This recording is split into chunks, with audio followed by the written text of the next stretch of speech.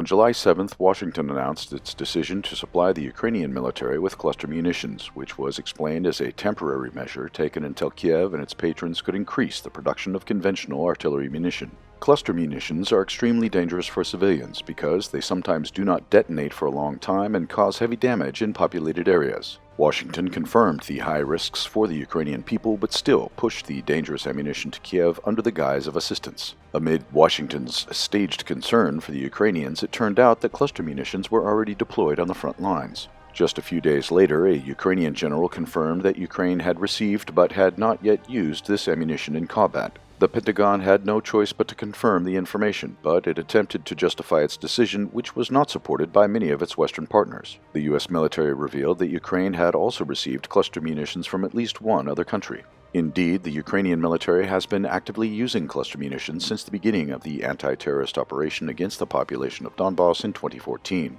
At that time, Kiev began using stocks of Soviet-era cluster munitions. One of the most common types is the 9M27K cluster rocket shell for the Hurricane MLRS. After Russia entered the conflict in 2022, the Ukrainian military was spotted using Israeli-made 120mm M971 mortar munitions as well as German-made Smart 155mm cluster rounds and NATO bonus 155mm artillery cluster rounds made by Sweden and France. In its turn, Washington promised to supply Kiev with M483A1 and M864 cluster shells for the 155mm guns. These are ballistic projectiles that have no guidance systems. Their low accuracy is compensated for by a large area of damage. However, the range of strikes with such ammunition is also significantly low, less than 30 kilometers. It should not be excluded that the Ukrainian military may also receive M26A1 missiles for the HIMARS and Mars-2 MLRS. Their launch range is also significantly low. In order to launch strikes with cluster munitions, the Ukrainian military will have to relocate installations closer to the front, which increases the risk of loss.